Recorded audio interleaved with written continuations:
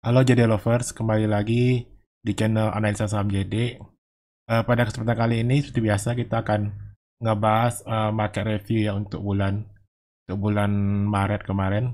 Kemudian kita akan lihat April ini IHSG mau kemana. Seperti kita lihat IHSG bulan Maret itu terkoreksi cukup parah ya. Kita lihat sini minus 5,73%. Bahkan dalam minggu ini pun IHSG kita masih minus 1,82%, walaupun hari ini ya tanggal 1 April ditutup naik 25 poin ya, di atas, kembali ke level 6011. Tapi secara keseluruhan dalam satu minggu ini IHSG kita masih terkoreksi sebesar 1,82%. Nah, kita lihat juga dalam satu bulan terakhir hanya 8 hari yang hijau, kemudian sisanya 14 hari itu merah. Sehingga kita lihat emang panjang bulan Maret kemarin emang market kurang bersahabat ya, kurang kondusif dengan kita. Sehingga saya yakin banyak teman-teman juga bisa melihat, bisa merasakan juga bahwa harga-harga cenderung untuk tertekan, market juga tidak terlalu bagus. Sehingga kita lihat beberapa saham-saham juga terkoreksi cukup gede ya, bahkan BCA juga udah hampir mencapai 31.000 ya kemarin. Kemudian juga BRI sempat mencapai 4.200-an. Jadi terkoreksi cukup lumayan jauh. Nah, kalau kita lihat secara teknikal, nah teknikal di sini kita lihat IHSG kita secara tren udah patah ya. Ini ada garis trend line, uptrend, kemudian ini trennya udah patah. Nah, ini mungkin Bapak Ibu hati-hati sekalian ya. Rekan-rekan sekalian hati-hati bahwa ini trennya udah patah. Nah, ada kemungkinan kita akan masuk dalam kondisi bearish ya. Jadi walaupun nanti ada kenaikan, tapi kita akan lihat apakah kenaikan ini mampu menembus level garis ini 6.200 ya. Nah, kalau tidak mampu menembus 6.200, maka ini hanya merupakan technical rebound atau dead cat bonds ya. Nah, kalau ini nggak mampu tembus, maka ini ada peluang untuk turun lagi sehingga menuju ke 5.600 ya. Ini level terjauh, ini level support berikutnya. Walaupun yang terdekat dia berikutnya nanti ada di level 5.760-an atau 5850 ya. Nah, ini merupakan level-level yang Bapak Ibu harus waspadai. Apalagi kita lihat juga MA secara garis indikator moving average juga udah dijebol ya. Bahkan tanggal berapa ini ya? Kita lihat 23 Maret kemarin ya. 23 Maret kemarin udah dijebol. Jadi pada minggu keempat kemarin, bulan Maret itu udah dijebol gas MA20. Nah, itu sebenarnya udah warning buat kita sekalian. Walaupun secara trend line itu masih dijaga. Baru kemudian dia patah pada tanggal 30 Maret kemarin ya. Pada 30 Maret kemarin trend line-nya udah dipatahkan, sehingga ini merupakan satu konfirmasi bahwa IHSG trennya buat sementara, buat jangka pendek ini akan bergerak dalam bearish ya. Nah, cuma kita ketahui pada bulan April ini ada sentimen pembagian dividen ya, ada beberapa emiten yang membagikan dividen. Nah, itu diharapkan bakal menahan kejatuhan IHSG tidak lebih lanjut gitu. Tapi kita juga tahu bahwa bulan-bulan ini juga muncul laporan keuangan. Nah, yang saya khawatirkan adalah ketika laporan keuangan keluar itu tidak sesuai dengan ekspektasi yang diharapkan oleh banyak orang. Jadi bisa saja kinerjanya jelek. Seperti kita ketahui kemarin saham Waskita itu udah rilis laporan keuangan, ternyata dia rugi hampir sekitar 7 triliun. Nah, sehingga sahamnya sempat ARB kemarin ya. Nah, ini salah satu contoh di mana ketika laporan keuangan tidak sesuai dengan ekspektasi, nah itu bisa jadi salah satu pemberat IHSG nantinya. Jadi kalau kita lihat IHSG ke depannya masih cukup berat ya, masih cukup berat. Walaupun kita harapkan mungkin dari sekarang awal-awal bulan ini sampai menjelang tanggal 12 ya, 12 atau sampai tanggal 14. Nah, itu mungkin masih ada harapan naik. Nah, nanti setelah tanggal 12 itu bakal menjadi puncak penentunya. Bakal jadi penentu apakah IHSG kita bakal lanjut bisa break MA20 dengan bagus atau dia bakal turun ke bawah. Dia bakal turun ke bawah sehingga dia akan melanjutkan pelemahan dia. Nah, ini mungkin bakal jadi titik poin buat kita ya, titik penentuan nanti pada sekitar tanggal minggu kedua atau minggu kedua tanggal 12 sampai tanggal 14 April nanti bakal jadi turning point buat IHSG, apakah nanti dia bakal mampu lanjutkan naik ke atas atau dia bakal reversal untuk melanjutkan penurunan. Nah, kalau terjadi penurunan, maka ini rekan-rekan sekalian harus waspada karena penurunan bakal lebih dalam lagi ya. Bakal akan menembus low yang kemarin, low tanggal 31 Maret kemarin di level 5892 ya kemarin ya. Nah, kalau ini nanti turun lagi, makanya ada peluang dia bakal turun menembus bikin low yang baru ya, bikin new low sehingga mungkin dia bakal menuju ke 5850 sampai 5750 ya. Ini kemungkinannya. Nah, kapan sih area bottomnya?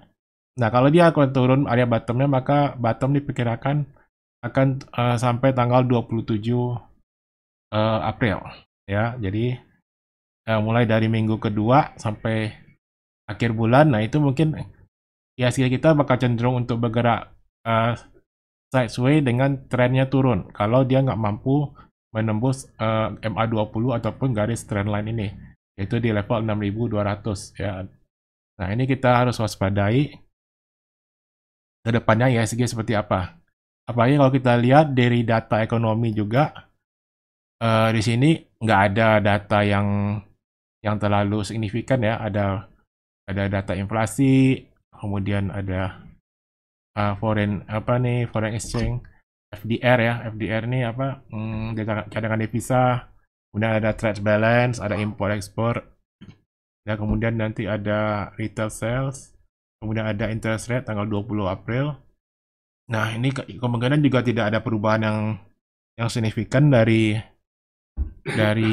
Bank BI, sehingga ya pergerakan ini tidak terlalu memberikan sentimen yang bisa untuk mendorong IHSG. Kemudian kita lihat di sekitar tanggal 15 juga ada trade balance. Nah, ini kalau neraca perdagangan kita kalau tidak sesuai ekspektasi, nah ini mungkin bisa menjadi sentimen negatif ya. Nah, kita balik ke chart lagi. Jadi kalau kita lihat di sini, kita benar-benar harus masuki fase yang harus hati-hati sekali, ekstra hati-hati. Ya, karena di sini saya lihat IHSG cenderung untuk turun. Ya, kenapa? Karena kita lihat juga di Amrik juga kita lihat Dow Jones ya, coba kita lihat Dow Jones.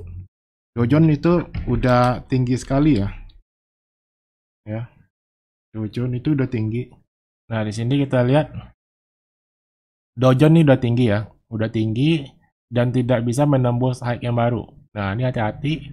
Kalau nggak tembus high baru, maka ada peluang untuk bikin double top ya, double top di atas. Kalau dia turun, nah ini juga udah dekat MA20 juga udah dekat di level 32.800-an. Nah, kalau ini dijebol, maka ini juga trennya bakal ke bawah.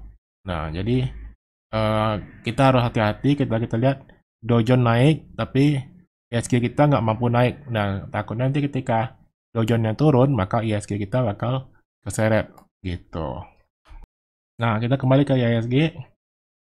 Dengan Dow Jones yang terus naik, katakanlah ya Dow Jones mampu naik lagi, maka IHSG paling hanya mampu naik untuk mencapai level 6.200 di sini. Nah, di sini kita bakal lihat apakah IHSG mampu nggak tembus level 6.200 ini. Jadi di sini levelnya sekitar 6170 ya, 6170. Kemudian kita lihat di MA20 sekitar 6.200. Jadi kita lihat ada area yang harus ditutupi ya, 6170 sampai 6.200. Nah, dengan kenaikan Dow Jones di atas level 33.000, kemungkinan ini hanya akan membuat IHSG naik sampai 6.200 saja ya. Nah, kalau ini nggak mampu ditembus, maka hati-hati ketika nanti ada pelemahan Dow Jones, maka IHSG bakal ikut terseret dan turun lebih dalam. Nah, ini kira-kira view saya ya tentang IHSG. Jadi saya summary-kan bahwa IHSG kita sekarang lagi bergerak dalam tren bearish. Ya, salah satu yang menolong yang bisa menahan IHSG karena ada sentimen pembagian dividen yang mungkin bakal menahan ya atau menunda kenaikan IHSG penurunan IHSG lebih lanjut. Kemudian nanti kita juga bakal menunggu rilis laporan keuangan quarter year on year yang tahun 2020 yang dimana kemungkinan laporan tidak terlalu bagus. Nah, yang ini diharapkan sebagian bakal menjadi pedang bermata dua. Jadi ketika laporannya mungkin bagus, dia bisa membuat IHSG naik ke atas. Tapi ketika laporannya jelek, nah itu bisa membuat IHSG turun lebih dalam lagi. Tanggal yang harus diperhatikan yaitu tanggal 12 sampai tanggal 14 April nanti sebagai peaknya IHSG bakal jadi turning point, apakah dia bakal sebagai peak untuk reversal ke bawah atau peak untuk lanjut lagi ke atas gitu ya. Nah, kemudian kalau menurut analisa saya dia bakal turun sehingga nanti bottomnya bakal menuju tanggalnya di tanggal 27 April, 27 sampai 28 April. Itu bakal kurang lebih plus minus satu hari ya gitu ya. Nah, itu tadi mengenai IHSG. Nah, kemudian untuk sahamnya kira-kira apa sih yang bisa kita perhatikan yang mungkin bisa kita jadikan buat trading kita sehari-hari. Nah, walaupun kita tahu IHSG merah ataupun hijau, mungkin ada saham-saham yang mungkin masih menarik yang bisa kita tradingkan ya. Nah, sini saya nggak akan bahas lebih detail ya untuk saham-saham. Saya hanya akan jelasin secara garis besar aja. Yang pertama saya lihat itu ada PTBA ya. PTBA ini bakal mau bagi dividen ya. Nah, kemungkinan menjelang pembagian dividen ini bisa bakal naik. Nah, level tidak bisa mencapai level 2.750 sampai 2.900-an. Ya, nah ini levelnya mungkin bakal bisa nyampe sana. Ya, saya nggak bakal bahas soal stop loss, entry point dan sebagainya, nggak. Itu nanti kalau lebih khusus lagi buat nasabah jasa utama kapital ya. Jadi untuk video ini saya yang fokus untuk bicarakan secara garis besar aja. Kemudian kita bisa lihat mungkin saham Java ya. Java karena kita tahu menjelang kita masuk bulan Ramadan, kemudian juga bentar lagi juga mau Lebaran. Nah, biasa kebutuhan akan daging ayam cukup meningkat. Nah, kita lihat sini juga udah break ya. Udah break. Nah, level berikutnya berapa? Nah, nanti kita lihat ini cukup menarik. Trennya masih terjaga. Masih terjaga untuk uptrend. Nah, ini bisa dipantau ya. Java. Kemudian Astra saya rasa juga menarik ya. Karena dengan ada PPNBM, kemudian pajak penjualan mobil, orang juga mau itu biasanya penjualan mobil kita harapkan ada perbaikan, walaupun sekarang ini kita lihat di sini ada inside bar di sini di asli ya. Kemudian di sini ada level 5225 sebagai level support dia. Jadi saya perkirakan nggak bakal tembus di bawah 5.200 atau bakal paling rendah di 5.000 kayaknya nggak bakal nyampe. Nah, ini cukup menarik walaupun ini masih dalam tren ke bawah ya, masih dalam tren bearish, masih downtrend. Tapi dengan adanya kebijakan PPNBM ini bakal diharapkan bisa mengangkat asli ini buat naik sudah level ke 5.500 sampai 5.700-an. Kemudian kita tahu mungkin ada beberapa sentimen kayak bank digital. Nah, itu mungkin juga masih rame ya, walaupun tidak serame yang kemarin. Mungkin beberapa saham masih bisa diperhatikan. Cuma itu harus lebih lihat lagi isu-isu apa yang ada. Kemudian kita bisa lihat mungkin saham agro ya, kayak kalau untuk bank kapital itu, bank digital itu biasanya agro cukup rame juga. Nah, di sini kita lihat agro eh walaupun ini udah arahnya downtrend juga, tapi di sini kita ini udah mulai mau rebound ya. Mau rebound dengan level tidak bisa mencapai 1200 sampai 1400. Ya, nah ini beberapa saham yang mungkin cukup menarik ditradingkan dalam 1-2 minggu ke depan. Ya, saya nggak akan bahas lebih detail untuk area entry, stop loss, ataupun target-target yang lebih dekatnya. Nah, mungkin itu lebih privilege buat nasabah-nasabah saya aja ya.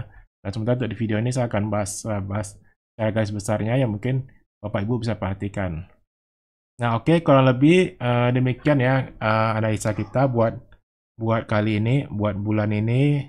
Semoga edisi kali ini bisa bermanfaat buat rekan-rekan sekalian, bisa berjaga-jaga dengan apa yang kemungkinan bakal terjadi ke depannya, sehingga kita bisa lebih waspada lagi dan tidak berdarah-darah portofolionya, karena kita udah di warning sebelumnya. Oke, sampai ketemu di edisi video berikutnya. Sampai ketemu, happy cuan dan sukses selalu.